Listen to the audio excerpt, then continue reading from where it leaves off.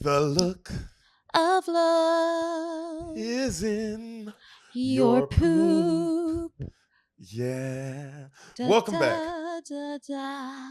Bean Mafia. I hope you're feeling as sexy as we are, because we are feeling pretty goddamn sexy today. How are you guys feeling on this beautiful Thursday? It's Thursday in their world. It's Thursday in their world? It's Thursday in their world. And I hope you guys are having a good week. I hope it's been a good time for you. I'm sorry that we have been late and we missed the episode last week. It's because I had to fix the computer. And we did talk about this. And it took me forever to get it done, but I finally got it done. And then once we got it done, there's still other mishaps and other things you got to do because we don't have a team around us. It's just us, guys. It's just us. So I got to call and Apple sometimes support we for ask Asan for help. So Asan, and that's what I mean by Apple support. Yeah. Asan Ahmad. No, so I actually had to, with this one I actually had to call Apple. Asan did help us a lot. You know what I mean? Like, so, you know. We're doing our best. We're doing our best, but that's why, you know, you're still getting episodes. We're still filming. They're still coming out, baby. We're still making it happen. We're doing the damn thing. You get the movie that you're here for today. You know what I mean? I know you see that's why you're here. You saw the movie, what it is. You know what it is. You know what I mean? I don't know what it is. Sam doesn't know what it is. But you do. You do. And you know, we're excited. We're having fun. And everything is loosey-goosey. Loosey-goosey. We're just jessing. Yo, my mom had a great saying. She said it my whole life. Don't stress. Just Jess. And I know a lot of you are laughing. And the rest of you who aren't laughing are going, what the fuck does that mean? And that's the problem. You're not jessing. You're not jessing. All right? You're stressing. You're stressing. And it's like, once you get it, you get it. Once you get it, because you're being a Jessica. We need you to jess. We need to jess. And to jess is just to do it, to just be, to jess. To jess. There's no other way to define it. You know what it is. You're either stressing or you're jessing. All right? Write it down in your journal. Put it on a Post-it note. Put it on your mirror. Yeah. Say it to a friend. Say it to a friend whenever they're in a moment of crisis. Did your friend just lose their family in a tragic car accident? Hey, friend, don't stress. Just Jess. I promise you they'll stop crying immediately. But Sam, I'm so excited you're back. You look amazing. You do look like what you said, a mom who paints. That's like kind of my life goal. Yep, you look like a mom on Arts and Crafts Day. I like this vest. That's the vibe I'm getting from I got this at the thrift shop. Did you? I went thrift shopping. You look good, baby. Yeah, I thought this was a solid. And also, these pants are from my mom. Yep. Shout out to Lisa. Shout out to Lisa. Samantha keeps her mom, no kids, but she's ready when they do come. You know what I mean? I'm dressed. Wardrobe prepared. I'm dressed, not stressing, just dressed to Jess. You're dressed to Jess, which you all need to do as well. Sam, you excited for the movie today? So stoked. I am. It's a short one today. It's a short but a sweet one. I watched this movie a lot growing up as a kid. It was one of my favorites. It's so funny how life works out, what you end up doing, you know, just how life works out. And this is one of those movies that, like, wow, you know. Sam, can you tell me what you think happens in the film that I'm about to tell you that you've never seen, but I've seen it a million times, and I'm going to tell it to you word for word. I'm going to fucking vomit the movie. That's what the podcast is. If you're a new person, welcome to the Bean Mafia. Welcome to the Bean family. This is what the fuck goes down. I tell somebody a movie. They've never seen it. I tell it to them. That's the whole podcast. Welcome to the fucking show. Sam? I don't know why you got so mad at that. Sometimes I don't like that I have to explain it all the time. Yeah, 200 and something episodes in, fucking know what's going on. I don't care if you are a new listener. Dude, are people like messaging you and saying, no, I don't never, understand? But I like the idea of yelling at a person whose first episode is this, and they're like, what the fuck? But you've done this on several episodes. I've So done you're it like accosting Sam, like half of the new done it listeners. on like 200 episodes because I want to make sure every new listener gets the energy. You got to know what you're stepping into, bro. You're stepping into the fucking lion's den. The Thunderdome, bitch. Lions and thunder. That's a lot of scary things in one dome. Sam, what happens in Down to Earth?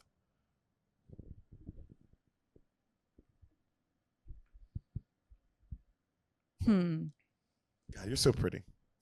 You're really beautiful. Thank you. I love you a lot. I love you a lot.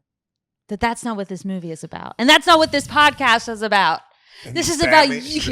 I just kill you. Just blood. I take over. It's like, and you're like, you too, Samantha. Yeah, too? Yeah, but, and all of our friends come and stab you too. Oh my God, that would be so heartbreaking. Everyone who's ever been on the podcast comes and stabs you. Damn, and then we try to do it without you. I'd be like, Mike Turner, you've been on this podcast. I don't even know you that well. Why are you stabbing me? It'd be He's like, I have to do it. Have to do it. This is the beginning of the end of Spoil the Beans. Samantha, It's really epic, actually. that is pretty epic. What that is? Yeah, it's a Shakespearean tale. That's the only way that this podcast ends. By the way. Yo, if I'm Julius Caesar, it's pretty fucking cool. Yeah. It has to end like that, where I'm getting stabbed by all of the friends that have ever been on it. It's weird because I also told you not to leave the house that day, and you're like, why? And then I'm stabbing you later, and you're like, whoa, how can you? Damn, it's fucked. It's fucking dark, bro. It's really dark. I have to play a couple parts. What happens in Down to Earth, though? Before we murder me, okay, tell me what happens in it. What happens? Okay, so I'm gonna guess this is like some sort of like 90s kind of dramedy type movie. In the 90s, they like to play with comedy and drama a lot. They sure did. They were like, you know what? I can't decide if this is comedy or drama. Let's do both. I think it's one of those. A dramedy. A dramedy. We have a character who's maybe like passed away or something, like a ghost or an angel type character. Some sort of fictionalized idea of the afterlife is present here. And he gets the opportunity to return to Earth. And then like maybe he falls in love. That's why it's called Down to Earth, by the way. And he's like there to do like some serious mission for like the universe. Something that's really not that relevant to the story because he's going to fall in love with some living human person. And like, obviously it can't work out because he's dead. But then like, because of the great work he does for the souls of humanity, they allow him to go back to Earth and they live happily ever after. Okay. I have questions. Yeah. Have you ever seen the movie Ghost? No. But you know what that movie, you've heard of this movie. Yeah. Ghost, right? Yeah. You heard of Ghost? Yeah, that's the one where they're like... Everybody knows Ghost. Okay, you know, and Whoopi Goldberg. Yeah. Everybody knows Ghost. Yeah. You just described Ghost. Oh, shit, really? Yeah.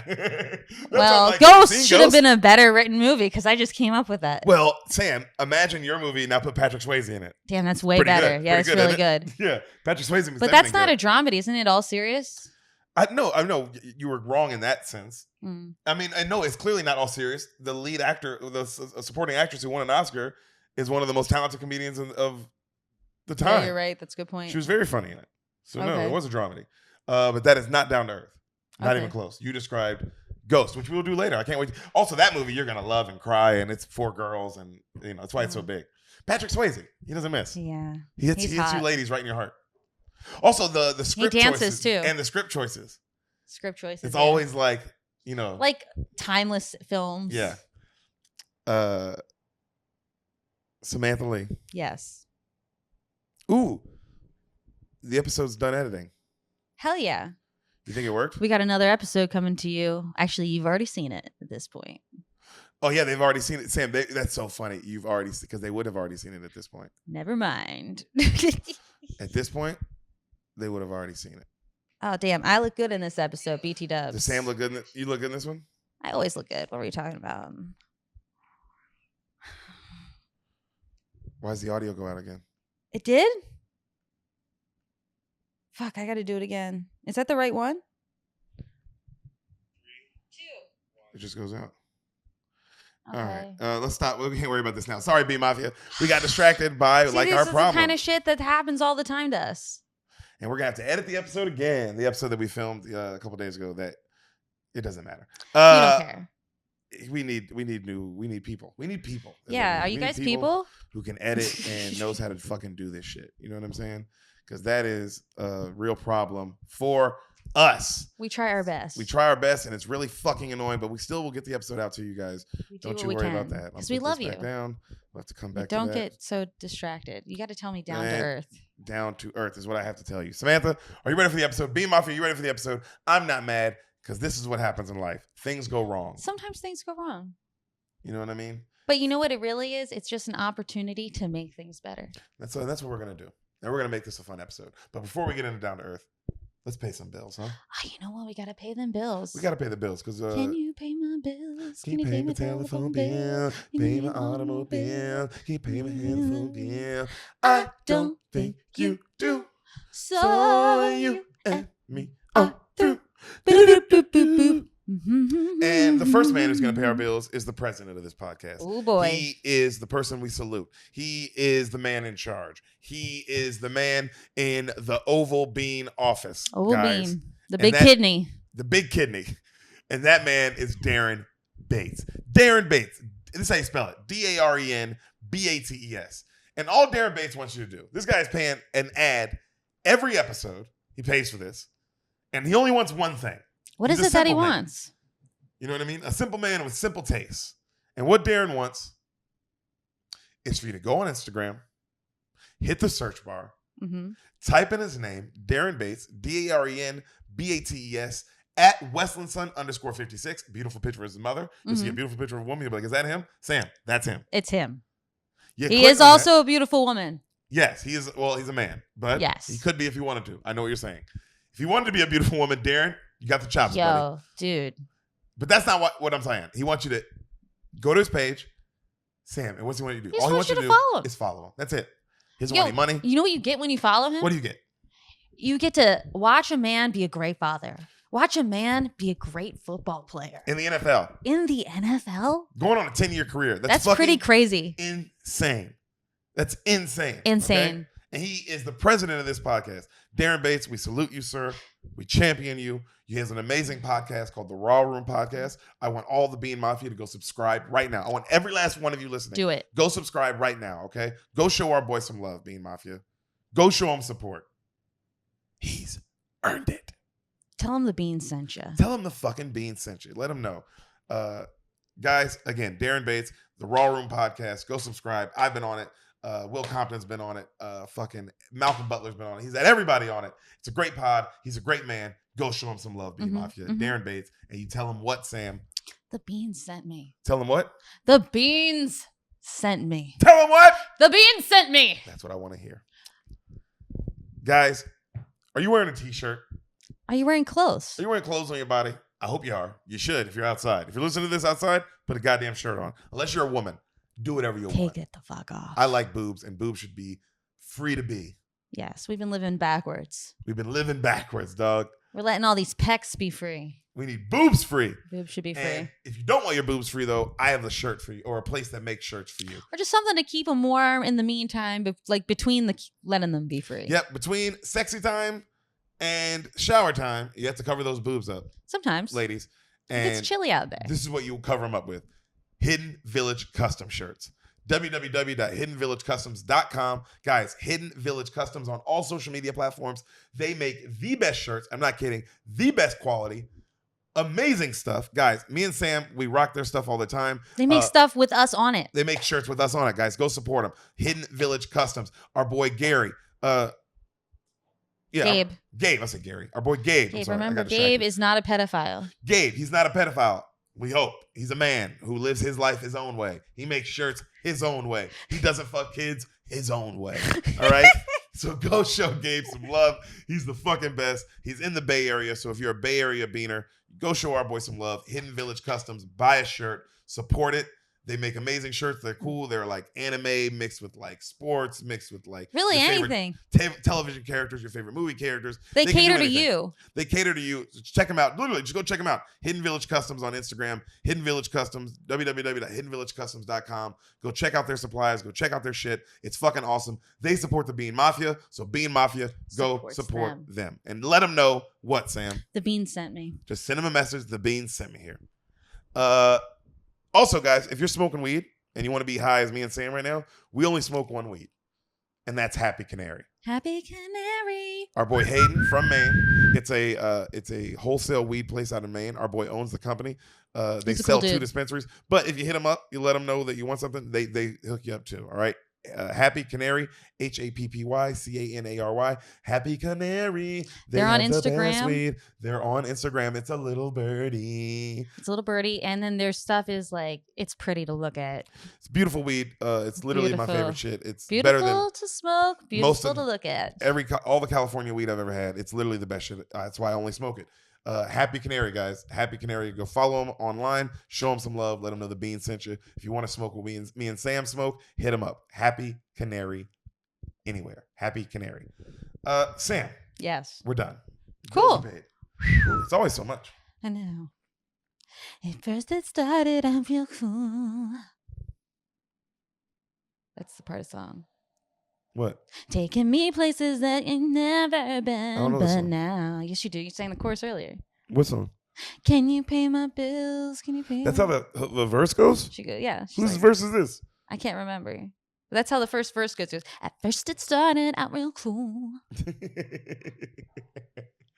You're so fucking funny. All right. Guys, are you ready? Sam, you ready? Yeah. You want to hear Down to Earth? Because I'm going to fucking spoil it to you. I'm going to spoil your beans, Sam. You ready?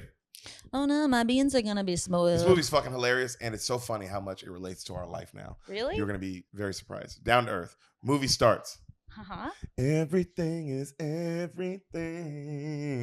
Very 2000s music. Great shots of New York. Credits rolling. Down to Earth. We see our lead. One of the greatest comedians to ever live. Possibly the greatest comedian to ever live. You can say he's in the argument of greatest. Mr. Chris Rock. Oh, damn. It's that movie. All right? Okay. Cool. He comes up on this big fancy building, and the guy's like, hey, stops him. Delivery's in the back. He's like, whoa. You just gonna assume I'm a messenger? Is it possible for me to have a friend here? An old college chum upstairs. Is it possible that I'm coming to have a little cocoa with just a friend of mine? I can't have cocoa. I'm trying to have some cocoa. And the guy's like, oh, I'm sorry, man. Well, who are you here to see? Nobody, man. I'm just delivering a message for Charles Wellington. Delivery's in the back. And the guy slams the door. So you see him riding his bike. Credits are still rolling. He rides his bike through the city. He heads to the Apollo Theater for amateur night. Uh-huh. He goes in the back. Yeah. There's a guy singing on stage, and everybody's booing him, right? And then a woman goes on stage singing the same song. Everybody's booing her. Like, the Apollo, really rough crowd. Mm-hmm. Like, because they're singing mediocre. A young, kind of teenage girl goes on stage, same song, she's getting booed. Why are they all singing the same song? Yo. You ever seen Harold and Kumar? No. You know who they are, though, right? Yeah. The actors. You know Harold? Yes. The one from, Star Trek and shit? Yeah. Henry Cho and everything. He's been in everything. He's great. It's him. He's singing the same song. Sam, it's like a super black song. It's like that. No, wait. And Sam, he's singing it, and he's got a crazy outfit on. Yeah. And the black crowd, everyone's going nuts. Whoa. And he's murdering it. He's amazing. He's murdering. No, wait. And you, you're gonna love me. Yeah. Yo, and it's him, though. It's fucking Harold from Harold and Kumar. Bro, audience is like, black people going, yeah. People are going crazy. Yeah. Right? And he walks off stage, he's all like super cocky. And he sees Chris Rock, and Chris Rock's there, and he's got a suit on, and he's all nervous. He's going to stand up. And he looks at the, Henry Cho, and he's like, hey, good job, man. And he goes, thanks, Bowie. That's what he calls him, Bowie. And he walks off, right? And so Chris Rock is like, oh, shit, they're not going to boo me off again, right? They're not going to boo me off. And he's talking to his manager. His manager's an actor you'd also recognize. He's been in a million things as well, like a famous black actor. And he goes, no, the manager's like, no, you're going to be fine. Anything can happen. You got to remember that. He's like, yeah, maybe they invent a new boo that's silent or some shit. And he's like, no. He's like, you're going to be fine. And then Chris Rock's like, I hope so. I brought a girl. And he points out this girl that's there, waiting to see him, that he's on a date with. And he's nervous, and he puts this goofy ass hat on. It looks stupid as fuck, right? And it's, and everybody's like, all right, guys. The host is like, give it up for Lance Barton. The crowd claps. And he's about to walk out, and his manager goes, whoa, what the fuck is that hat? He's like, what do you mean? You don't like it? He's like, man, you can't wear the hat. You look stupid. He's like, no, man, this is the comedian's hat. He's like, yo, you don't need the hat to be a comedian. He's like, no, I need the hat. He goes, without the hat, I'm just Lance Barton, the bike messenger. With the hat, I'm Lance Barton, the comedian. And then he takes his manager's hat and tilts it to the side and smiles. He's like, everything's going to be all right. And he walks out, right? No. Sam, you've been doing stand-up a while now. 5 years, yes? No, props are bad.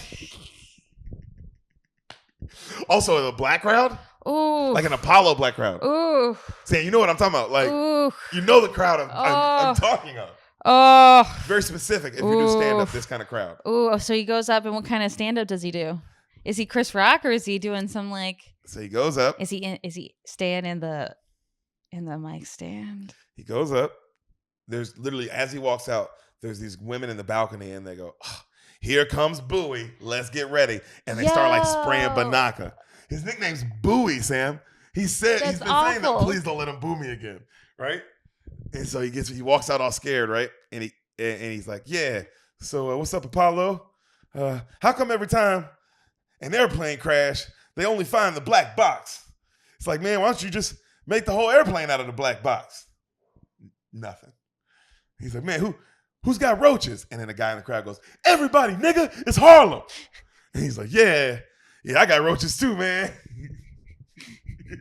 I got roaches so big, one of my roaches got drafted in the second round.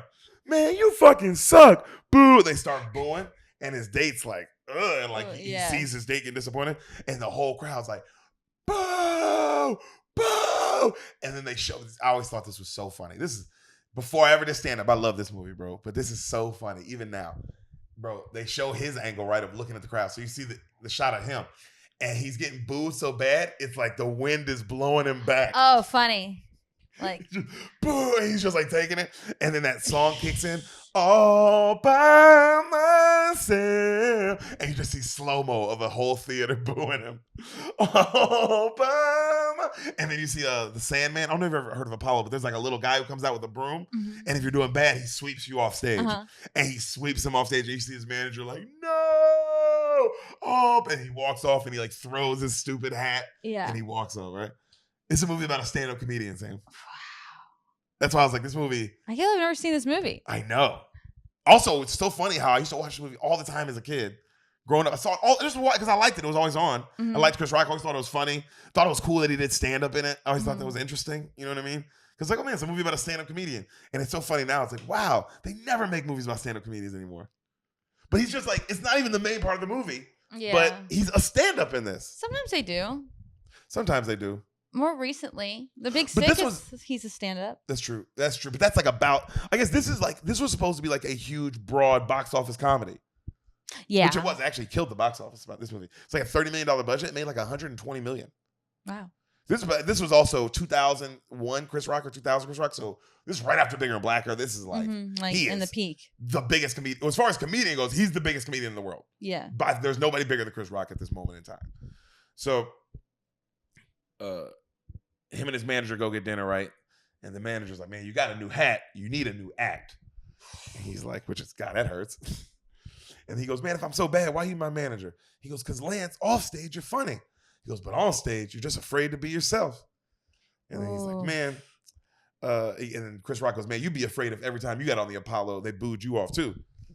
And he goes, well, you ain't got to worry about it no more. And then he's like, why is that? He goes, they're closing the Apollo down. They're doing the last show like a farewell show in a couple weeks. Mm-hmm. They're only allowing 5 amateur spots. He's like, yo, you got to get me one of those spots. He goes, man, you get booed every time. How am I going to? Yeah. Also, it's really funny to be like, you guys, it's like, bro, how would I get you one of those spots? How do you even keep getting these spots in the first place? It's pretty insane that you keep getting these spots. So he goes, come on, man. You got to do it. Please, please. He begs him. And he starts heading out to leave. He goes, where are you going? He goes, I got to go to the club and work on my material. Get me that audition. He's like, oh, boy. And he runs off, right? Mm-hmm. So we see, you remember the dad from American Pie? Yeah. Great actor. He's been in everything. Yeah, he's in that new show. Yeah, him. Yeah. Yeah, I think, didn't he pass away recently? Are we thinking of the same guy? The dad from American Pie?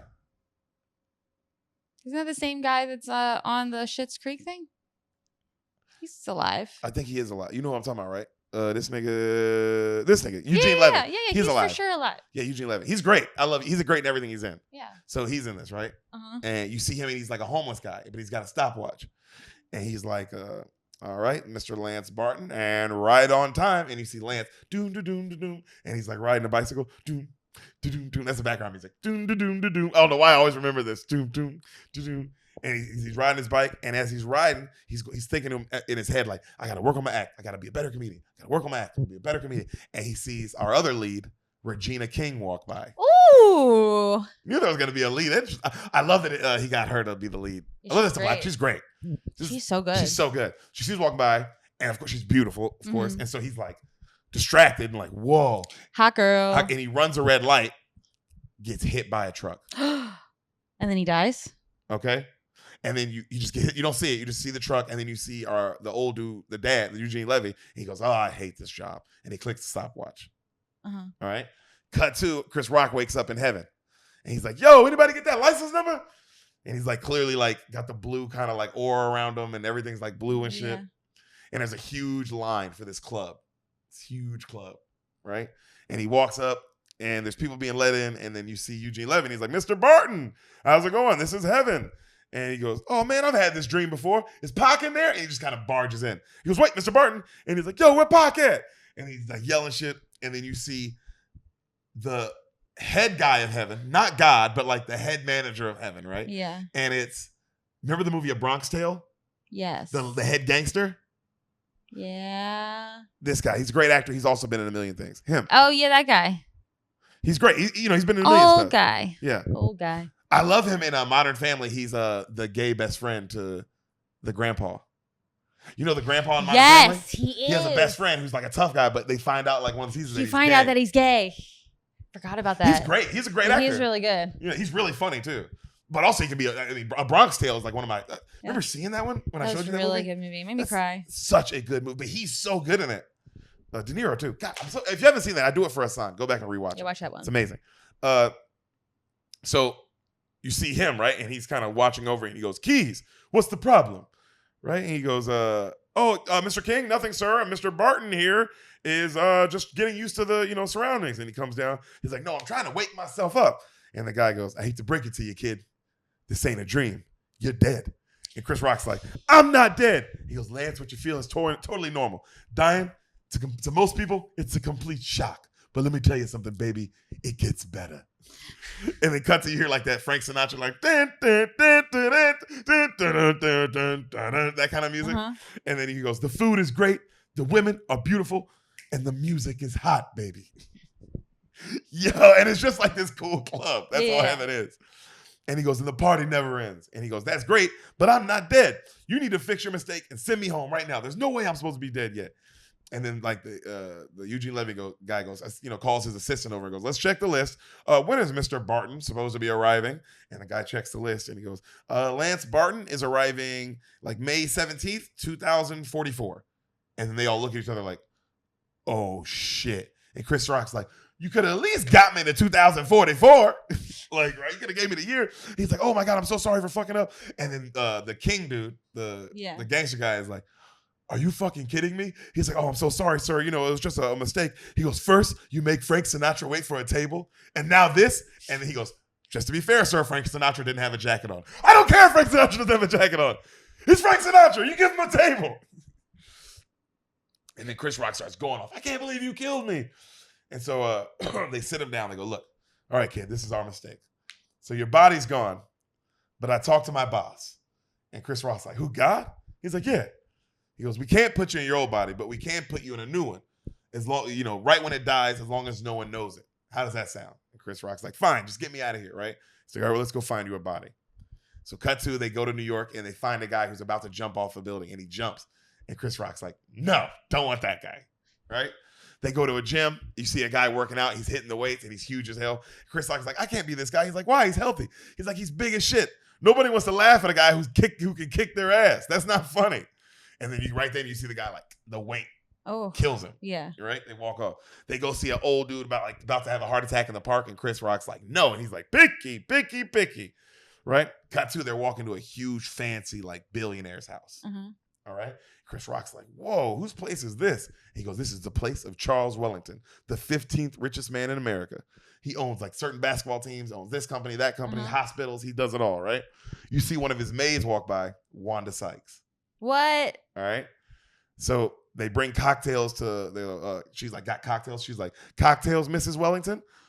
His wife, Mrs. Wellington, Stifler's mom. What? I love her too. Jennifer. She's what's her name? great. I don't remember what her name is, but I think it's Jennifer something. I love her. She's always Click. Good. She's so funny in Click. She is funny in Click. Yeah, bro. But she's always hilarious. Always hilarious. So, always that character. Always, that's what she is. She's always Stifler's mom. She's Stifler's mom, so she's Mrs. Wellington, this billionaire's wife, right? And there's this other white dude you'd recognize with her, and the king guy tells Chris Rock, like, hey, so those are the people that killed Mr. Wellington. He goes, what? He goes, yeah, they're just waiting for the body to be discovered right now. They think they're going to get away. Like, nobody knows. You know what I mean? So you see Wanda walk off talking shit. Wanda's just talking shit about, like, she just hates this job and these stuck-up billionaire motherfuckers, right? And then she needs to get paid more. In the living room, Chris Rock is looking at Stifler's mom, and she's with this white dude, and he's like, "Oh my God, I'm a murderer. I can't believe I'm a murderer." She's like, "I'm a dirty murderer. Oh my God, I need to be punished." And she looks at him. She's like, "Punish me." He's like, "Oh, I'll punish you." And they start like fucking. You know what I mean? Yeah. And then Chris Rock's like, he goes and gets one. He's like, "Yo, call 911. Somebody call 911. Gotta call someone. Somebody call somebody." And the king guy's like, "Chris Rock, you want to make a call? You want to help? You got to get a body." Right? He's like, "Well, get me the fuck out of here. I don't want any part of this crazy shit." Right then, Regina King busts in the house. Oh, Okay. now he's going to want in. And then the butler's like, "I'm sorry, sir, but Miss Jenkins busted in. I couldn't stop." Like he's saying this to Stifler's mom. And then she's like, Chris Rock's like, "Yo, that's the girl." He's like, "What girl?" He's like, "That's the girl." And then she's going off about, "Hey, I want you to talk to Mr. Wellington right now." And they're like, "Well, Mr. Wellington isn't here. You can't talk to him." She's like, "Well, I tried to get his office. I tried to get this. And he went man, what he's doing to the Brooklyn hospital is criminal. I work there. It's the only public health hospital in the area. Your company just bought it. And if it goes private, those people have no place to turn. This is bullshit." Like, right? She's going off. This was a common issue in 2000s. Private hospitals? Like private hospitals or like community centers that wealthy people like were just like their companies were getting rid of for no reason and they didn't even realize that they were doing it. Yeah. It happened a lot. Oh, it's fucked up, bro. Especially the private hospitals. I mean, it costs $1 million to hurt. Like, if you want to get help in this country. It's fucking crazy, fool. It's fucking crazy, bro, that you can't just like go get help if you sick. This shit's wild to me, dog. That shit's wild. Yet the people who own the hospitals are billionaires. And then then they get the regular middle class people to be like, "No, poor people shouldn't get it because you work hard for it, remember?" And they're like, "Yeah, I do work hard for it. Nobody else should get it." That's how stupid they sound. And it's like, man, you're just going to listen to this billionaire who doesn't give a fuck about you. You know what I mean? Like, yeah, if they you just couldn't want you to work more. They just want you to work more. If you couldn't afford it, they wouldn't let you get it either, you stupid fuck. Like, yeah. You know, but that's what they get us to go against each other and not think like, "Oh man, why are you guys billionaires and we're all fighting over a little bit of healthcare? Just give us healthcare." Yeah. The fuck is wrong with this? Yeah. We're all humans. Why do you want to just help other humans? It would seem more simple. Yeah. Well, also, especially when there's so much like funding that goes to other random places, it's like, well, what makes this less of a problem? Also, you find out like none of those guys ever pay taxes on anything, and it's all just tax write-offs for them. And it's just like one of their businesses is private hospitals. They also own a prison. They also own like the Knicks or whatever the fuck. You know what I mean? And it's like, yo, what the fuck, bro? It's all fuck. Anyway, so back to Down to Earth. What a silly comedy. She's going off. You know. Hey, Deric. Yeah. I don't want to be the one to say this, but no stress. Just Jess. You're right. Sometimes I gotta remember my mother's teachings. So she's going off and they keep telling her like, "Well, Mr. Wellington's not available." And she's like, "Well, I'll wait here until he is." And she handcuffs herself to the table. Right? Oh, wow. And she's like, "And if you want to call the police, I'll call them right now. Because I'm sure the press will love this story." And then, of course, they're like, no police. We'll figure it out." Right? So right then, Chris looks at the king guy and he's like, "So if I take this Wellington dude's body, can I help this woman?" He's like, "Oh, you got the hots for her, huh?" He's like, "Well, let me see the body." So he takes him up to the bathroom. You see Wellington's, all you see is this old man's like leg out the bathtub, right? Mm-hmm. And he's like, "Damn, this motherfucker's dead. So if I take this body, you know, I can help her."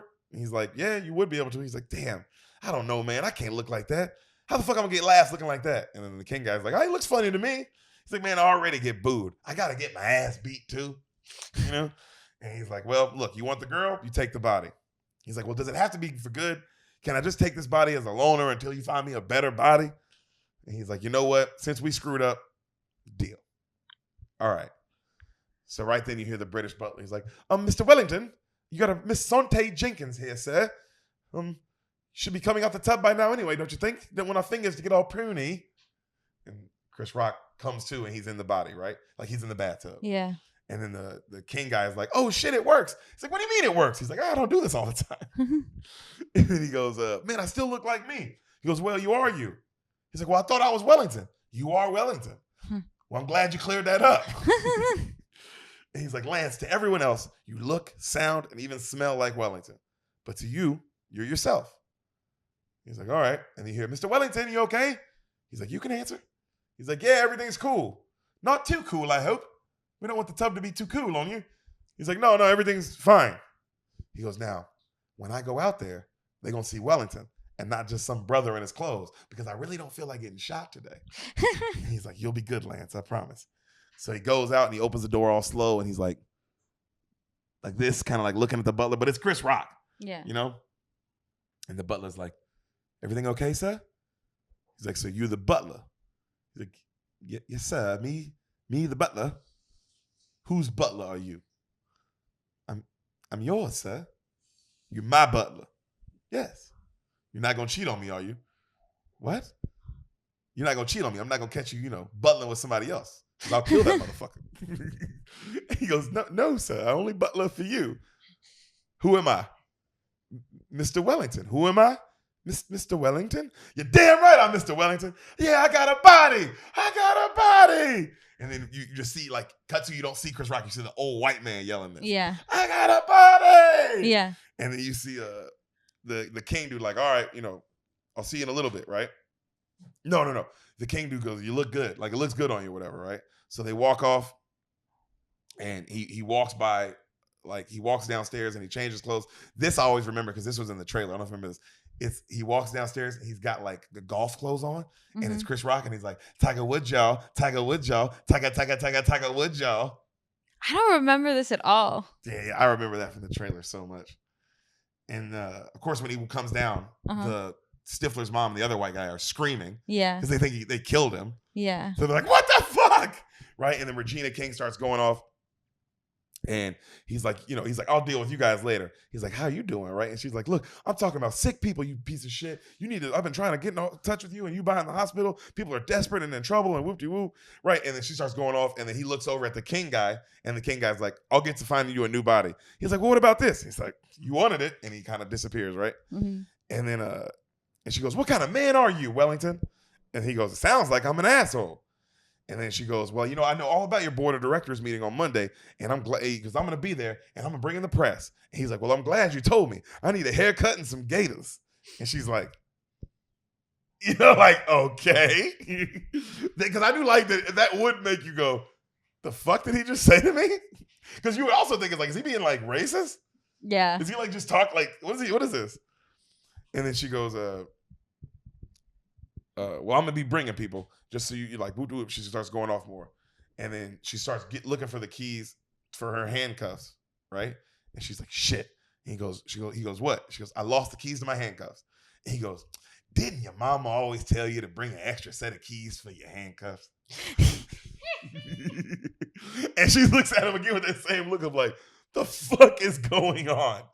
And he's like, all right. And he looks around. He finds the keys for her, right? Yeah. And then he goes, yo, this nigga's so funny. He goes, he holds up the key. He goes, you know what I got here? She goes, what? He goes, I got your freedom. But then they show the white man, like they show the white dudes. You know what I mean? Yeah. No, I know. What the fuck? I do like, because she had to be like, yo, I did not expect any of this. This is either the coolest, funniest guy in the world or the most racist, funniest guy in the world. Yo, who's the old man that's playing this white guy? Is it someone you recognize? No, just some old dude, like a no-name. He doesn't know lines. Like, they only show his face. He never says a word. You only hear Chris Rock's voice. Crazy. So he unlocks it, and then he's like, everything's going to be all right. And she's like, thanks, bastard. And she walks off, all right? So in the other room, the white couple, Stifler's mom and the white dude, they're arguing. And she's like, you idiot. He's like, you bitch, you ruined it. She's like, you're so fucking stupid. He's like, you rich, fat bitch. She slaps him and he slaps her. And then they start fucking on the pool table. Yo, they're so ridiculous, right? They're just like over the top crazy. You know what I mean? Yeah. And then right then Chris walks in. He's like, yo. And she's like, oh. And then they start acting like they're playing pool. Funny. And he's like, look, I just want to say, I know y'all tried to kill me. And they're like, what? And they laugh. They're like, that's crazy. He goes, look, from what I heard, I've been kind of an asshole. So how about this? We're even. And they go, what do you mean? He goes, look, I know you tried to kill me. It's all good. But for us to move on, just admit you killed me. And they go, we don't know what you're talking about. He's like, look, guys, it's fine. Just admit you killed me and everything's cool. And they look at each other and they're like, okay, yeah, we tried to kill you. And he goes, police, I got him. Come in here. And they both are like, oh my God, please no. He goes, I'm just playing. Oh my God. He goes, but I do need a favor from you. And they go, what? Anything. He goes, I need you to get me in touch with, Regina King, the Sante Jenkins woman. And they go, oh, well, what do you need us to do? You want us to handle her? We can handle her. Oh, I'll get the right. He's like, I can call the last person to handle something like this for us. You want us to kill her dog? Does she have a dog? We can buy her a dog and then kill it.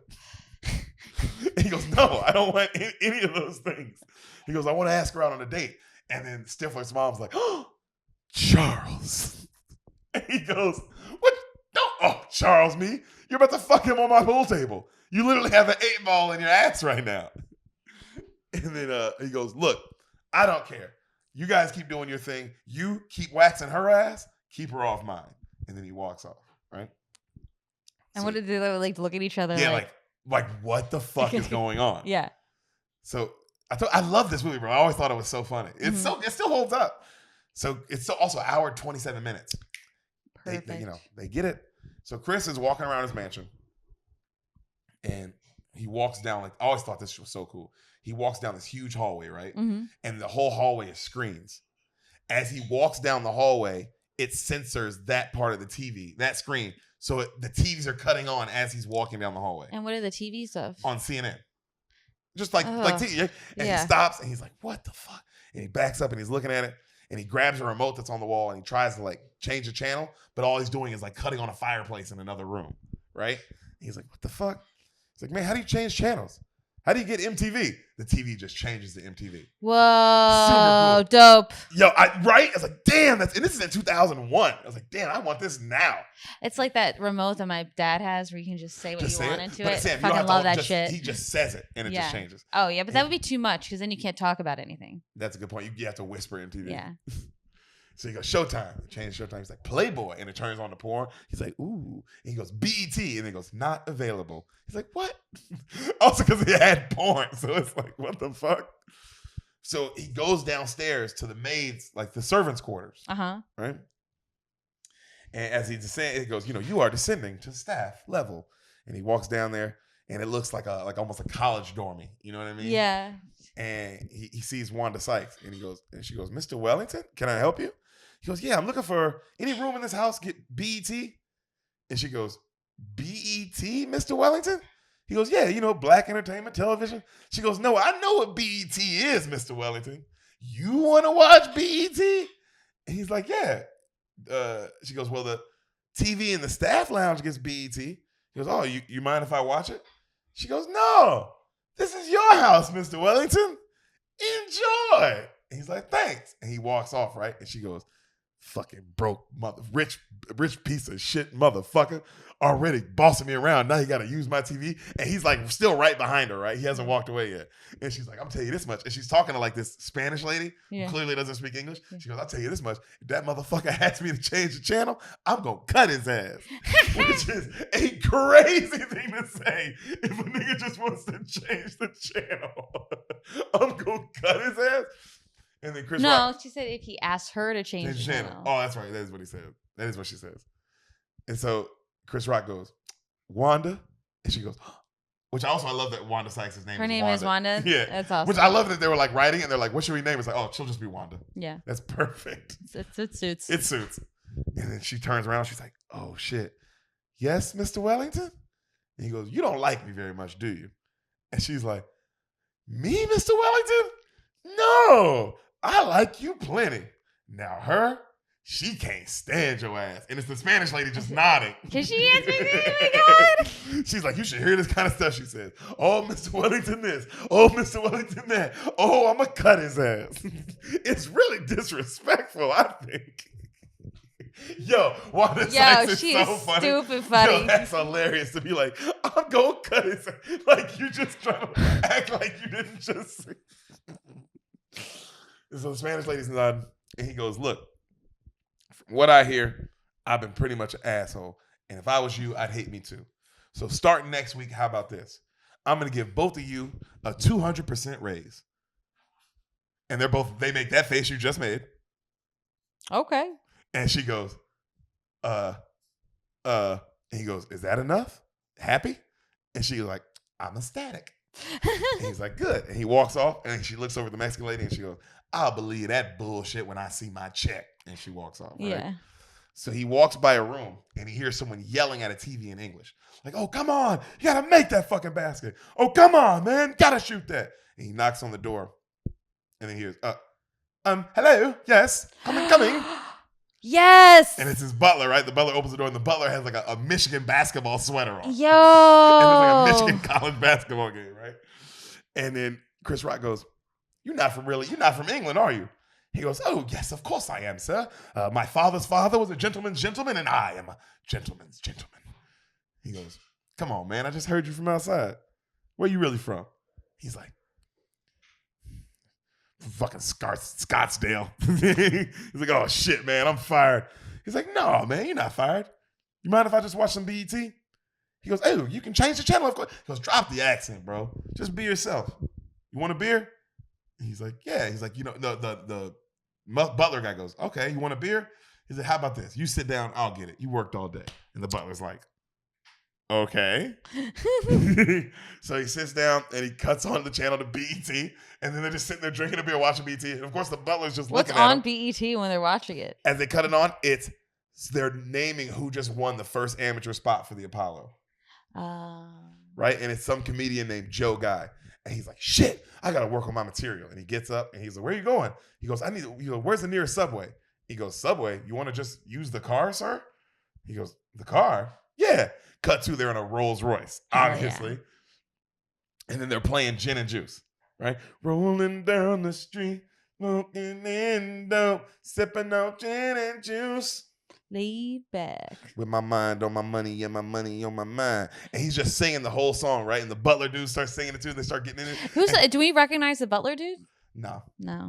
But you see, just a white dude, yeah. But you see, like Chris Rock's like, throw up the W, come on. He's like so into it, right, as he's driving. Mm-hmm. And then you see this car pull up and it's like some hood niggas and they're looking in. And it's just this old white man and the butler and they're just throwing up W's, bumping this song. It's so funny. You know what I mean?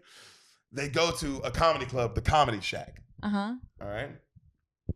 The guy who just won the Apollo spot goes up. His name Joe is Guy. Joe Guy. And it's so funny because when he walks on stage, he's like, man, what's up, y'all? This place looking good. Women looking fine. Ooh, except you, girl. Damn, you ugly as shit. And the crowd's like losing its mind, which is like, yo, what the fuck? He just walked up and just told some woman she's fucking ugly. But then again, I did think like, damn, if I was in a crowd and I saw somebody do that, I would be like, yo. And what about like it's like kind of the vibe of Dave Chappelle and Nutty Professor? Chappelle and Nutty Professor. A little bit, but not that extreme. Okay. A little more toned down. Oh, okay. Because the Nutty Professor, I mean, he's got his shirt tucked into his underwear and like he's dancing and shit. That's a whole other thing. Yeah, this one it's more like a normal version of it, but damn, if I did see a comic do that, I would be like, yo, he just called that woman. Because the way he does just, except you, girl, you're fucking ugly. And the crowd's just like, even her friends at the table are like, yeah. So, the butler's looking around because it's like a real black room, right? Mm-hmm. And he's all nervous and he's like, sir, you think we should be here? It's a little dark in here, don't you think? And then, bro, you see Chris Rock go, relax. These are my people. And the butler looks at him like, the fuck? So cut to for Wellington is now on stage. Mm-hmm. And he's doing actual bits. Chris Rock bits. Oh, actual Chris Rock bits? Yo, like from his specials? He goes, so y'all know every town got two malls. No! You got the white mall. No! And the mall white people used to go to. What? But Sam, nobody's laughing because they all see this old white man. Oh my god! Which is crazy because I would be like, "Yo, this old white man is funny as shit, bro." He goes, "All they have in the black mall is sneakers and baby clothes. I guess that's all they think we doing: running and fucking." I mean, these jokes are fire. Jeffrey, you guys can't see Jeffrey, but he's in the kitchen, like, and that joke made him laugh. That one got him. And he goes, white people like they black people just like seasoning, just a dash. That's how they like black people. And he goes, you ever go to a white people mall? It's nice. Everybody's all nice. Can I help you? Go to a black mall. They're like, can I help you with your cheap shit? But now you just see, like, at first you saw Chris Rock and then the camera angle changed and now you see just the old white man. Yeah. But you see him like from the back. You still hear his voice. So you hear Chris Rock and you see this crowd just like in complete shock. He goes, you know what I mean? He goes, white people get money, keep it. Kids get rich. Grandkids get rich. Black people get money. It's the countdown to when this nigga goes broke. White people die, leave a will. Brother die, leaves a bill. Yo, that joke is the most fire thing I've ever heard in my life. White guy dies, leaves a will. A brother dies, leaves a bill. Nigga. Oh my God. You know what doesn't make sense? Where was this at the Apollo? He has all the confidence now because it's not him. You Yeah. kind of like, you know how like standing in front of a podium, yeah. there's something like between you and the audience? It's sort of the same thing. It's this other guy. Yeah. You have more confidence. But they made it seem like he bombs in this setting, which is like these jokes are too good to be bombing. Yeah. These jokes are, I mean, it's better than the other guy who walked up and just called some girl fucking ugly. So cut to, you see Wellington. He's now leaving Regina King a bunch of messages asking her to go out. Like, wait, he just gets to leave that experience and no one like... No, he just cut to, it just ends. Yeah, we don't know. But he bombed. We know that. We know he bombed. Chris. What's going on there? I don't know. It's a hole. It's a hole. So, I want the director's cut of this. There's for sure they wrote something for that. Like how he got out of that situation. Yeah. So Wellington leaves Regina King a bunch of messages trying to ask her out on dates. Mm-hmm. And he sends her like flowers, but like a billionaire's amount of flowers. You know what I mean? And like she's just like, what the fuck? She's getting annoyed. Calls again and again. You just see her like never answering. So he literally buys billboards up where she's driving and like asking her out on dates. Damn. And then it cuts to her in her living room and she's like eating grapes. And he's like, hey, come on. I know you're there. Pick up, girl. I know you're there. She's like, I'm not there. He goes, I know you're there. I know you're there. Pick up the phone. And she like drops her shit. She's all scared. I know you're there. I'm looking at you. Oh, I'm just playing. I'm just playing. Call me back, girl. And she's like, what the fuck? So finally she goes outside and he's outside of her place. And she's like, yo, will you stop calling me? Like, it's getting creepy. Mm-hmm. And she goes, what are you doing here anyway? You shutting down the old folks' home? He's like, no, I just came here in the Rolls to see if you want to go to brunch. She's like, yo, your Rolls Royce and your fancy meals, that shit don't impress me. You want to impress me? Do something at that board meeting. Do something positive with your money. And she walks off. And he's like, okay. Also, right? Why didn't he start with that?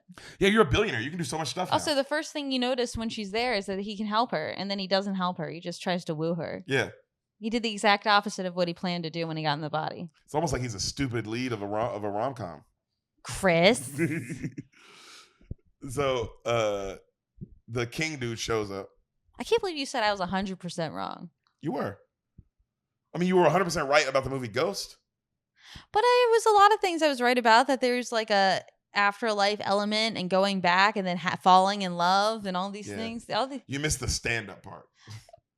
I didn't know that stand-up was going to be the center. I didn't even know Chris Rock was going to be in this. I know. And it's crazy to also be like, stand-up's the center of this? Yeah. Well, I mean, if Chris Rock's in it, that makes sense. Yeah, that's true. So King shows up and he's like, you found me a body yet? And he's like, I'm working on it. He's like, well, I want one. I want it now. There's a rap concert at the Bronx tonight. A nigga is definitely going to die there, right? Go there, find me a body. Cut to the Stifler's mom dude telling the white guy that she's done with him. Her husband's a changed man and it's changed her, and I love my husband again, and I'm going to do anything to get him back. So now she wants him back, right? At the hospital rally, Charles Wellington shows up with his number 2, and the number 2 tells him, like, hey, I don't think we should be here, but now that we are here, look, don't talk. We'll do it like how we normally do. You know, I'm the talker. You're the iron fist. You know what I mean? We'll, do what we have to do. We'll get out of here. You say nothing. They get out the car. Everyone just yelling at him, boo, we hate you, right? And then people are going off on him. And then they're like, what do you plan to do about all these sick people? And he goes, let me say this. And this is Chris Rock. He goes, I'll answer. I don't care what disease you got. It don't matter if you got Lyme's disease, AIDS, cancer, this sickness, that sickness. We'll take you. And the crowd's like, wait, what? You liar? And he goes, well, we're not taking you now, but everybody else, we'll take you. And then Regina's like, well, you coward. Why don't you talk to the people that you're so scared to ever see? And he goes, okay. What's up, Wheelie Wheelie? And he talks to a dude in a wheelchair. And he looks at a guy in crutch. He's like, crutchy crutch. Good to see you. Big IV. He's just a dude with an IV bag. He's like, my man. He's like, you better save me some of this. And then he goes, what about you? And there's a guy with like a breathing apparatus on his face. He goes, oh, I know what your problem is. Your breath was destroying the environment. And everybody's just looking at him, right? And Regina's like, well, how don't you tell all these people why you weren't allowing any of the press or anybody else in this meeting of yours?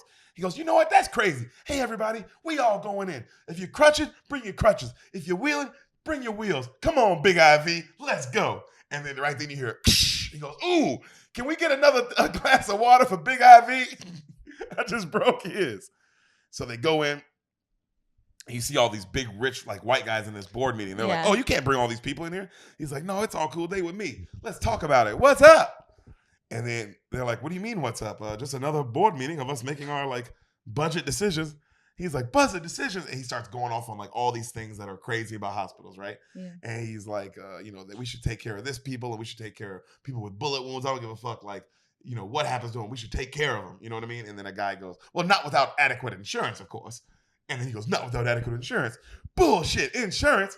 You know what insurance really is? And this nigga just goes into Chris Rock material. He goes, insurance really is just should be called in case shit. Because that's what it is. In case shit happens. Well, in case shit don't happen, shouldn't I get my money back? And everybody's like, yeah.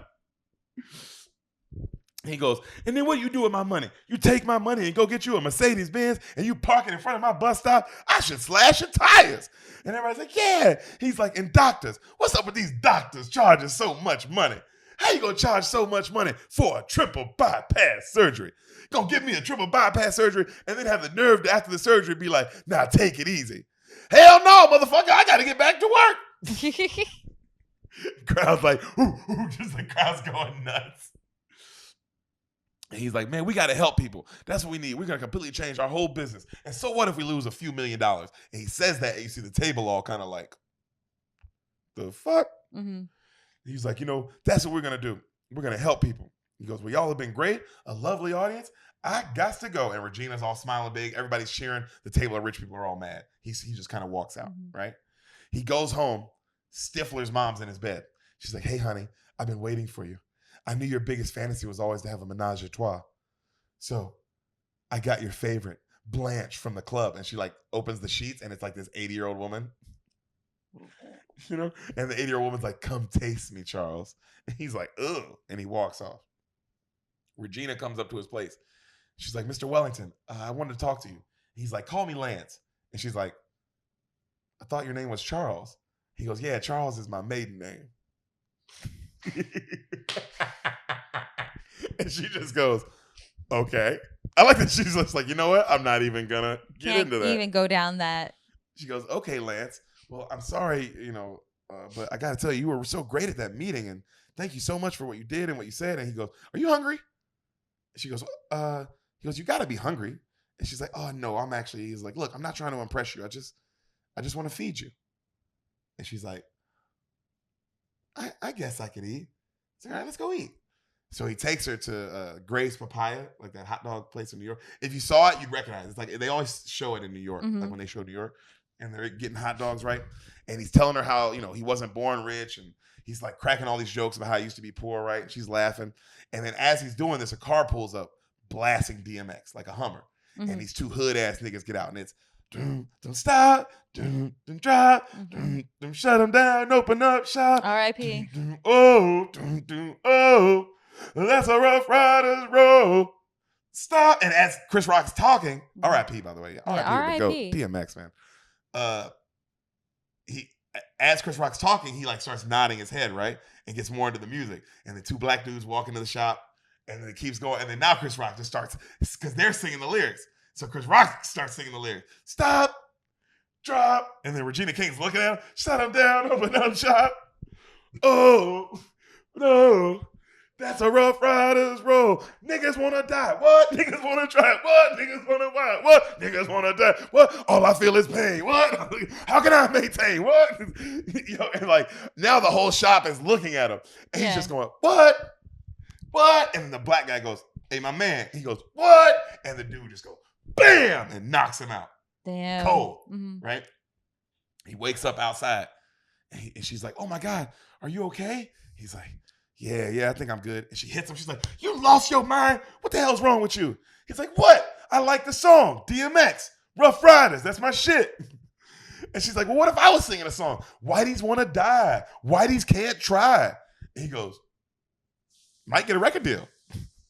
And she's like, I just don't believe you. You're something else. It's something about your eyes. when I look at him, I just feel like there's somebody else inside of you. I know it sounds crazy. He's like, no, it's not crazy. It's not crazy. He's like, this has been some date, huh? She goes, oh, date? I thought you just wanted to feed me. He's like, I was till I got my ass whooped. Now it's a date. And she laughs. Cut to a montage of them just having fun. They're like going on a fair and, you know what I mean? Like going on rides and they like, you know, get people like drawing paintings of them and, you know what I mean? They're just having a good time. Cut to they're walking home late night and he's asking her like what her ideal perfect guy is. And she literally describes Chris Rock. Like, you know, about this tall, like 6, you know, like 5'11", you know, goatee, you know, dark skin, super funny. Like, you know, like just literally describing Chris Rock, right? And he's like, oh, and she's like, what about you? He's like, oh, I like my women like I like my coffee. She goes, oh. And he's like, yeah, Puerto Rican. And she's like, you gonna stop right now. And she's like, they laugh. He goes, look, so can I call you?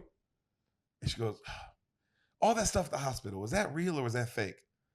You know, and he's like, no, it was real. And then she tells him how much it meant to her again, and you know that she does like him a lot, and he's a nice guy. And he goes, hey, do you know who the Knicks play tonight? She goes, ooh, actually, I think the Knicks play the Lakers. And as she's saying this, he leans in and kisses her. Oh. And she's like, and she goes, I knew you would try to do that, but I thought I'd be mad, and I'm not. And he goes, you know what's funny about the first kiss? It always happens in the middle of the sentence. It's always somebody saying something like, you know, I was about to go do this thing, and then they kiss again. And she's like, yeah. And then she does a different example of it, and they kiss again. And then they do it again, and they kiss again. You know what I mean?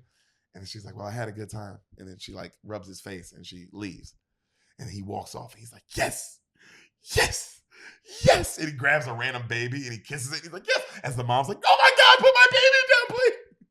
And he keeps walking. He's like, yes, yes. And as he's walking, he hears, stop. And he gets nervous and he turns and he sees that Hummer and he like jumps in like the bushes. And then the car passes by and then he keeps celebrating. He's like, yes, yes. Cut to the rap concert. Mm-hmm. Remember the angel, Eugene Levy? He told him to go to that rap concert, people would die. Yeah. So he's at a rap concert, right? And he's got looking at his stopwatch and he covers his ears and you hear, get off my shoes, motherfucker. Bam, bam, bam. Shots, right? So Wellington keeps walking and you see a guy coming up like from a distance about to rob him. But right then the angel comes up, Eugene Levy, right? Yeah. And he's like, I got a new body for you. And then Chris Rock's like, oh, I don't need it now. This one's fine. He's like, what do you mean you don't need it now? He's like, oh, I'm cool with Wellington. You know, it works out. Santi likes Wellington, so I'm cool with Wellington. He's like, hey, I just sat through an Old Dirty Bastard and Silk the Shocker concert. You're going to go see this body. And then he goes, no, man, you don't understand how special this girl is. Whoop de whoop. She only knows me as Wellington. I can't change now. She likes me. Right then, comedian Brett Ernst walks up. What? And he's the homeless guy who was about to rob him. Oh, no. And he goes, give me your money. And he looks at Eugene Levy and he goes, you sure I won't die for another 40 years? And he goes, I mean, technically. And he's like, well, come here now, motherfucker. And he starts like chasing Brett Ernst. Yeah. Like, come on, you want to rob me? Come on, I'm crazy. And the Brett Ernst guy is like scared already, runs off. So cut to another board meeting. We see all the white dudes around the table. They're talking about how crazy Wellington is and how he said the statement that bothers me is losing $1 million. Mm-hmm. I don't think so. I didn't get into this business of private hospitals to lose money, which was a funny thing to say. Mm-hmm. And so one guy goes, blah, blah, blah, let's just kill him. And they all laugh. And he looks around and he goes, why are you all laughing? Let's fucking kill him. And then they all look at the Winston guy, the number 2 assistant guy who tried to kill him already. Yeah. He goes, Winston, you want to take the lead on this? And he's like, Cut to the butler. Wellington has his butler get in touch with his old manager, his old comedy manager. Yeah. Right? And he comes and he sees him at his house and he's doing stand-up at his house for his whole staff. And they're dying at all his shit, right? There's fake laughing. Yeah. You know what I mean? But he's doing all of his old jokes from the beginning of the movie. Uh-huh. And then the manager's like, hey, what the hell? Hey, this isn't your act. I know these jokes. What the hell are you doing, right? And then he sits him down and he's like, look, I know this is crazy, but I want a spot on the Apollo. And he goes, and you're the guy to help me get it. He goes, you want that? What the hell? So you got your butler going out stealing the guy's act. First off, the kid you stole it from wasn't that good in the first place, so I don't know why he stole his. And he goes, look, man, I didn't steal anything. He goes, you're the only man who can help me get that spot at the Apollo. He goes, look, man, I'm out of the business. Last person I tried to help, he died. And that kid was special. He goes, really? What was so special about him? Well, he goes, well, nothing really. I mean, the kid didn't have talent or anything like that, but no matter how bad it went up there, He just had to get back on that stage. Mm-hmm. I always liked that about him. He was a good kid. And I wanted to be there when things got good for him. But it won't happen now. And he goes and he gets up to leave, right? And he goes, Whitney, it's me. It's Lance, all right? I got hit by a truck, and then I went to heaven, and everything was blue, and there was this guy, and then there was another guy there, and he's kind of the manager of heaven, and he kind of looks like Ricky Ricardo, and he kind of sounds like him. You know what I mean? And he goes, hey. I don't know if you need to do drugs or you need to stop doing drugs, but do something. And he goes to walk off, and he goes, hey, Whitney, remember that time we had that gig in Atlantic City, and they were supposed to pay us $500, but they only gave us $250? And then he stops, and he's like, so me and you got real drunk. I mean, real drunk, like crazy drunk. And there were these two ugly girls at the bar. And I mean, they were butt ugly. And, they were so ugly, we thought they were men. So we got drunker and drunker, and we hung out with them all night. And in the morning, what happened? And he goes, they robbed us. And they laugh. And he goes, Lance? And he takes his hat and he tilts it again. Uh-huh. And he's like, Lance, right? He goes, booey. And he's like, this is impossible. He goes, man, this ain't impossible. You went to church your whole life. This is just your tax dollars at work, baby. And he's like, damn, have you met God? What's he like? He goes, no, I haven't met God yet. But man, the devil got some good ass weed. It's like, why would he say that? He goes, well, look, if you want to get a spot at the Apollo, you can't be working your stuff here in front of your staff. You got to work your shit for real. Mm-hmm. Which I love that, like, who cares if this guy came back from the dead in a different body? If you want to get back on stage, you got to run these jokes in front of a real audience. Sam, there's only one way to do stand-up. You got to get to that grind. I don't give a fuck if you're a new comic. I don't give a fuck if you've been doing it 30 years. I don't give a fuck if you're a dead body coming back reincarnated in a new live body. There's only one way to work, and that's to hit the stage. It's almost like doing it in front of his staff is like doing bringer shows. A bringer show, yeah. That's what it was doing, yeah. Yeah.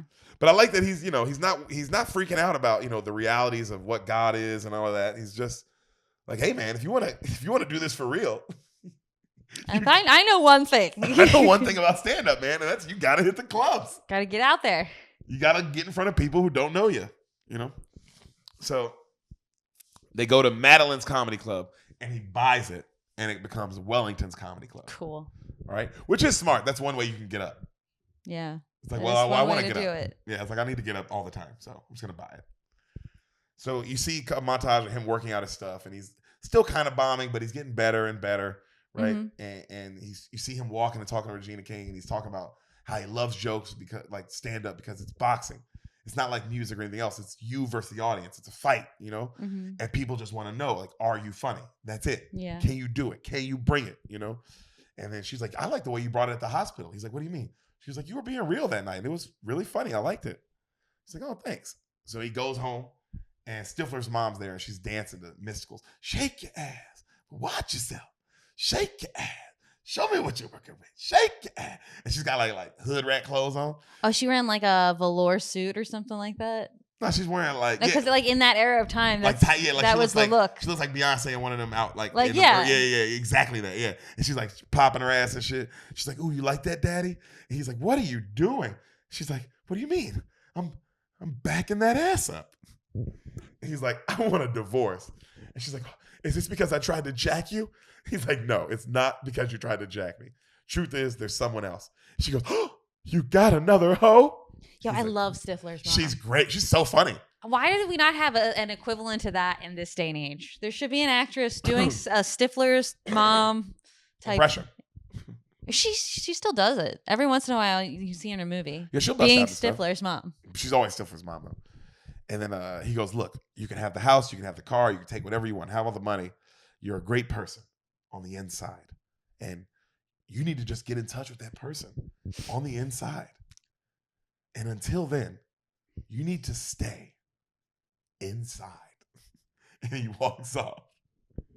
So you see this Wellington, he goes up to his club and his manager goes, look, the judges from the Apollo are here tonight. And he's all nervous. He's like, whew. So he goes on stage. He's like, when I was a kid, we was poor. We were so poor, man, the roaches were on welfare. And you see a guy in the crowd is like, man, get off the stage, fake ass Bill Gates. And the crowd laughs. Mm-hmm. He doesn't acknowledge it. He just keeps going on nervous. And the guy's like, man, I'm supposed to listen to this crap? You rich son of a bitch. Man, you fucking suck, right? And he gets madder and madder. And the guy keeps going off and he goes, man, shut up before I crush you with my wallet. And the crowd's like, ooh, bothering me on the job. Huh? Do I come to your job? Do I kick the squeegee out your hand? Which I love. Like, man, I wish they showed the white guy doing the Chris Rock. Like, you know. And so he goes, man, I didn't always have money. Hell no, man. When I was a kid, we was broke. Man, my father was cheap. Man, my father was so cheap. When we went to bed, he unplugged the clocks. Can't tell time when you sleep. Crowd goes nuts. Nuts. He wins the spot on the Apollo. Nice. All right. They announce it on the news, which is so funny too. They go. Why would they announce that on the news? Because they've been announcing the other ones on the news, on the BET. Oh. And they go, and the 5th spot of the Apollo goes to 15th richest man in America, billionaire Charles Wellington. And it's like, yo, what? So everyone's celebrating. Cut to, there's a huge picnic for all the people at the hospital, right? Outside the next day. It's a huge party. He has all the rich billionaire guys serving food, and he's looking at Regina King, and he's all happy. Everything's going great. And he goes, will you marry me? She's like, what? He goes, I love you. He goes, I love you so much. Sometimes when I can't find you, I just call your answer machine just to hear your voice. Like, you mean so much to me. Like, I've never felt like this. I love you so much. She's like, I love you too. And then right then you hear Eugene Levy go, Mr. Barton? And he's like, oh. He grabs her ears and he puts them on her head like, you know, like this. He's like, hold that thought. I'll be right back. And he goes over. And then you see, as he goes over, we see a guy in the bushes putting together a sniper rifle. Okay? So he goes over to Eugene Levy and he goes, Lance, you got to come with me. You can't stay in this body. He goes, what do you mean? He goes, you know what I mean. He goes, no. And he goes back to Regina King, right? And he goes, and she's like, you really want to get married? He goes, you know I'm not lying. And then he goes, look at me. I'm dead serious. And she goes, oh, there's just something about your eyes. And then he looks over and he sees King and Eugene Levy now. And they're just kind of looking at him like, come on. He's like, look, Regina, he goes, Sante, I want you to remember me. I want you to remember all of this. And he starts talking fast. And you know, if you meet somebody else after I'm gone, just give him a chance, okay? Just, if you like him, just please give him a chance. And, if they remind you, if he reminds you of me. And she goes, what the hell are you talking about? And he kisses her. He goes, everything's going to be all right. It's going to be all right. And he looks over and King goes, come on. And then he walks over to King. He goes, I'm sick of this. Every time I get something good going, you take my body away from me. And then he goes, you know we got to go. He goes, I'm not scared of you, King. I got lawyers now. I got money now. You can't fuck with me anymore. He goes, you know none of that stuff matters. Let's go. He goes, come on, man. I'm playing the Apollo. I love this woman. I'm getting married. He goes, this is fate, son. It is what it is. He goes, this is bullshit. Is there anything good supposed to happen to me? Bam. He gets shot. And it fades to black. And everyone's screaming. And you hear Regina going, no! Right? Which does suck for her. Yeah, you've like had this intense relationship with this man you never thought you could love, and now you love him more You're than going to marry him. And he's a billionaire, too. That's just awesome. And now you get none of that money. None of that money. It's all going to Stifler's mom. He's all going to Stifler's mom. No one knows that he asked you to marry him. How fucking horrible would that be? Yeah. You know? And thus is the plight of the black woman. That is true. That's what this movie's really That's about. what this movie's really about. Is that black women? Yeah. This is always happening. Yeah, this is always happening where, the a world guy dies and comes and enters another body, and then he makes you fall in love with them, and then you're just left with nothing. And they tell him that body is, they can't have it no more. Oh yeah, that happens. And to then black some women. old white bitch just gets it all. That's literally happened to every black woman I've ever met in my entire life. So it sucks, but that's what they made this movie for, to combat this problem. So it's actually a Tyler Perry movie. Yeah, it's so funny. So you hear King go, I'm sorry, Lance. I tried to warn you. He goes, man, you got to let me go back. I'll do anything. I'll be anybody. Please let me go back. He goes, if I do, there's going to be consequences. He goes, I'll take them. Just bring me back. He goes, okay. Cut to, they're in the comedian Joe Guy's car, and he's driving. He goes, what do you mean? He said, what are we doing here? He goes, I know him. That's Joe Guy. He goes, wait a minute. I don't want to take his life. He's playing the Apollo. I don't want him to die. He goes, that's it. That's his destiny, kid. This is yours. Boom. He gets in a car crash. So you see Chris Rock step out the car, and now he's Joe Guy. What did Joe Guy look like? He's just a black guy, young black. You look like Chris Rock, just a young black guy. Okay. And he steps out, but you see Chris Rock in the Joe Guy's clothes, right? And he's completely fine. And he tries to get a taxi, and no one stops. And he's like, I'm black again. I feel like that's happened in other movies. Oh, it happens in all the movies. It's always like, how do I know if I'm black? Let me go see if I get a taxi. taxi? No, I'm back, baby. I'm a black man. Cut to Regina King's watching the news, right? Uh-huh. Wanda Sykes is on the news. And they were like, how do you feel about Wellington's passing today? And she goes, that man that died today, that wasn't no Wellington. The Wellington I knew, he was a no good piece of shit motherfucker. And you're like, bleep, bleep, bleep. It's like just a bunch of bleeps. And she goes, but the man who died today, that's my brother. And she's also got like a fur coat on. Like because she's got money now. Yeah. So Regina King is watching all this on the news. She's just sad. At the Apollo, they show Henry Cho again. Mm-hmm. Literally doing the same song. Killing it. Murder. And you, and you, and you, you're gonna love me. Yeah, yeah. The crowd just oh my God. And so the host goes up and he goes, all right, everybody, give a big hand for your next act, Mr. Joe Guy. You see Joe Guy walk past Whitney, the manager, who's just there sad by the side of the stage. And he goes, hey, what's up, Whit? And then he goes, oh, hey, what's up, Joe? And he kind of looks at him, and then the guy walks on stage, right? And he's all calm. And you see Chris Rock, and he's calm finally, right? Mm-hmm. He's not nervous. He's like, Apollo! And he's Chris Rock. Yeah. He's doing the pacing thing. He's like, what's up? He's like, what's it all about? And they're like, everybody's laughing already. He's like, it's looks. It's always about looks, Always. People want to judge you by your looks. They don't want to judge you by your character. It's about your looks. People care about looks. If you got good looks, it's a good life. You look bad, ooh, you better work on it. Right? And now he's killing it. Like he's already in that pocket. He goes, every 10 pounds you gain, you better pick up a book. You gain 20 pounds, ooh, you better pick up 2 books. And he looks over at the manager, right? And the manager's looking at him, and he winks, and he goes, Lance? And he nods. He's like, Lance, right? He goes, man, I was at a Knicks game. The higher the seats, the uglier the people. That's how you know if you broke, you ugly. He goes, the usher at the Knicks game, you don't even need to look at the tickets. Just look at people's faces like, ooh, you need to go up top. He goes, and y'all women, y'all special. You women can love an ugly man.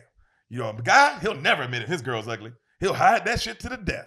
Ain't telling nobody. Be like, hey, you heard you was getting married. Who told you that? Right? Crowd's laughing. And he goes, but what's life all about? It's about love. It's about love. That's what it's about. It's about love. Everybody wants that new love. That first kiss. That's the only real kiss. That's the first one. The other kisses are just protocol. Routine. You know what I mean? Love you. See when you get home. Routine. You know what I mean? But a real first kiss, it always happens in the middle of a conversation. And he does the thing he did from earlier, right? And he goes, you know what the first kiss is like? It's like double dutch. Like, ooh, when am I going to get in? Ooh, when am I going to get in? And the crowd's like really going crazy. And he's like, and then you get in there and you're like, ooh, I'm kissing. And the crowd is like now on their feet, like, like losing their minds to this very mediocre joke. But he's selling it. Oh, he is selling the fuck out of it. He's Chris Rocking it. So he goes off stage and his manager's like, Lance? He's like, what's up, Whitney? And he's like, they didn't boo. And they hug each other, right? Cut to the next comic bombing his ass off. And like, we're back in business. So at the after party, King and Keys walk up. King and Eugene Levy. They're like, congrats, Lance, but we got to talk. And they're like, what do you mean? They go, well, Wellington was just temporary, and this is now the real thing. You can set up house. This is your new body. But when we leave, you will be Joe Guy. You won't remember me. You won't remember Keys. It's like, hell yeah, I remember you. I remember you like you beat my ass in 3rd grade. I remember y'all. What you mean? He goes, no, Lance, I'm serious. You won't remember me. You won't remember Charles Wellington. You won't remember Sante. You won't even remember Lance Barton. You will be Joe Guy. Which is some crazy shit to hear. Yeah. Because it's like, what you mean, fool? Like, I guess you just keep going on with the vibe of who you were, but just without any of the memories. But you have these other memories now. Yeah. You have the memories of Joe Guy. Mm-hmm. You're Joe Guy now. You're not you. No, you're not you. It's fucking crazy. What if this guy was molested a lot? Oof. Like, what if what if he's a rapist? What if this guy you have all these memories? Yeah, they should really go over what you're signing on for. Yeah, what if this guy was fucking in Korea and lost a bunch of brothers? You have no idea what he's signing up for. So he goes, you're taking my soul? He goes, Lance, I can't do that. Where you're from, how you look, that's all just clothing. What's inside, that's you. You'll always be you. He goes, but what about Sante? How will I ever get her if she can't remember me or if I can't remember her? He's like, look. He goes, man, I had a hard enough time getting her as an old rich white man. You know how hard it's gonna be to get her as a broke ass black man? And then the king guy laughs and he goes, you're funny. Bye, Lance. And he snaps and he goes, just like this, he comes back to the party and he's just kind of looking around like, how the fuck did I even get here? Mm-hmm. You know what I mean? And it's just like that. He doesn't remember anything. His manager runs up and he goes, Lance, so what do you want to do next? And he's like, Lance? He goes, Lance. He goes, why you keep calling me Lance? I'm Joe. He goes, Lance. He goes, no, I'm Joe Guy. He goes, look at me. And he looks him in the eyes. He goes, Lance? He goes, oh, you mean your boy Lance Barton? Damn, I know I heard he passed. I'm sorry you're still dealing with that, huh? And he's like, yeah, I guess I am. He goes, well, look, I don't have a manager, man. Would it be cool if I come by and leave a tape tomorrow? And he's like, yeah, come by. You're a good kid. He's like, thanks a lot. He goes, when I come by tomorrow, don't act like you don't know me. I know who y'all managers be. And he laughs. He's like, no. Come by tomorrow. He's like, all right. So he leaves and he goes to walk out the building. As he's walking out, Regina King walks in. Mm-hmm. And she was like, hey, I'm looking for Whitney Daniels, the manager. And he's like, oh, yeah, he's literally just over there. And he goes, man, do I know you from somewhere? And she's like, no. He goes, oh, man, I just feel like I met you before. He goes, I'm Joe Guy. She's like, oh, I'm Sante Jenkins. Nice to meet you. Nice to meet you. They go to walk off. The lights cut off in the Apollo. And he's like, oh, shit, we better get out of here. This last night. We don't want to get locked up in here. And he grabs her hand. He's like, here, follow me. He's like, trust me. He's like, everything's all right. He looks at her. He goes, everything's going to be all right. And she goes, what'd you just say? He goes, everything's going to be all right. You know, like the song, everything is all right. And she goes, no, it's just when you said that, you reminded me of somebody. And she looks at him. She goes, are you a comedian? He goes, yeah. She goes, were you on tonight? He goes, yep. She goes, how'd you do? He goes, they didn't boo. She goes, good. And then he looks at her. He goes, hey, you want to get something to eat? You're really beautiful. And she's like, are you asking me out? And he goes, no, I want to feed you. And she's like, which should make her cry immediately, yes? Wouldn't that fuck her up? Like, wait, why are you saying these things? Yeah, this is a lot.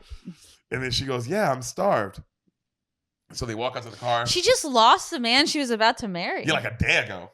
It's a lot to process. And also, why was she coming to see the manager in the first place other than to talk about him? Yeah. So he goes, so what do you do? And she's like, oh, I'm into medicine. He goes, what, you a drug dealer? She goes, no. I actually own Brooklyn Community Hospital. Yo, so he left that to her. Mm-hmm. Dope. And then she comes out and like you see she has the Rolls Royce and the butler and all that. And Wanda Sykes is in the car. And dope. And he's like, damn, your ride is nice as shit. And you see Wanda in the car and she's like making herself a cocktail. And she's got like a fur coat on. And he goes, so are you and this is Chris Rock's like, are you the maid? And she goes, nigga, do I look like the maid? I'm the paid. And she's like, yeah, this is my friend Wanda. She goes, girl, we let you out the car 1 minute. You picking up strays. You rich. You can't be doing shit like this no more. And then they pull off, right? Right as they pull off, they literally almost get hit by a semi-truck. Oh, wow. And the car stops. And then Chris is like, everybody okay? They're like, yeah, everybody okay? Like, oh, and then Wanda's like, I'm not okay. This motherfucker made me spill my drink. And he goes, well, you drink. How about I drive? And then Chris gets in the front seat. Him and the butler switch seats. And he's like, I'll drive. And then the camera pans over as they pull off. And you see the King and the Keys guy, and the Keys guy's like this, and King's like, what the fuck did I tell you? I said keep an eye on him. He goes, sir, I literally bent down to tie my shoe. I'm so sorry. Oh my God. He goes, Jesus Christ. And then he goes, cut to their drive, and he goes, hey, you got any music? And the butler hands him a CD. He puts it in. Rolling down the street, smoking indo, sipping on gin and juice. Laid back with my mind on my money and my money on my mind. Now that I got me some sequenced ends, everybody got their cup, but they ain't chipped in. Now this type of shit happens all the time. You gotta get yours before I gotta get mine. See, everything is fine when you're messing with the DOG. I got that cultivating music that be captivating me. Ooh, that nigga Snoop was on one. Oh, down to earth. Down to earth. What'd you think, bud? I loved it. It was so fun. Good movie, huh? Good movie. Solid movie. Holds up still, I think. Still a great comedy. Yeah, there weren't a lot of it wasn't specific to any time necessarily. No. Yeah, it was cool. Yeah. Apparently they got this from a original script, like some movie in like the 50s. Really? Not it, yeah. Some it was a movie. Comedian? No, he was not a stand-up. He was just a regular human going through this situation. This happens a lot in movies, though. This does. What was that Bill Cosby one that you told? Ghost Dad. Ghost Dad, that happens. It did happen in Ghost Dad. So if you ever die, know that there's the possibility you could come back in someone else's body. Mm-hmm. It's brought up a lot. But sadly, like this, you might not get to remember it. I mean, if you're in the Men in Black, you might not get to remember it. There's a lot of things you might not. Good point. Good point. Life isn't about remembering. It's about being in the moment. Yo, Sam, don't stress. Just Jess. Later, Bean Mafia.